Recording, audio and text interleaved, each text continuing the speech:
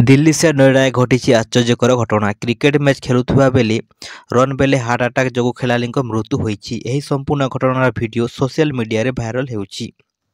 Video देखा मिली कि cricket match रे बैट रन नेबा पई प्रथमे दौड़ी छंती हेले बॉल टी चारी हो जाइथिबारु साथी खिलाड़ी बैट टच करी अधारू फेरी जाउथुवा बेले अन्य खिलाड़ी जनक हठात तले पड़ी जाइथिले। खिलाड़ी जनक तले पड़ जिबारु अन्य साथी खिलाड़ी माने दौड़ी आसी उठाइबाको चेष्टा करथिले। तुरंत युवक को हॉस्पिटल रे निया जाइथिला। सेठारे डॉक्टर ताको मृत घोषणा करथिले। खबर मुताबक सेक्टर 135 पुस्तारे निर्मित स्टेडियम रे चलीथिला मैच रे उत्तराखंडर 36 वर्षीय विकास नेगी बैटिंग करुथिले। खेल रे विकास रन नेबा पई दौड़ुथिबा बेले हठात तले पड़ी जाइथिले।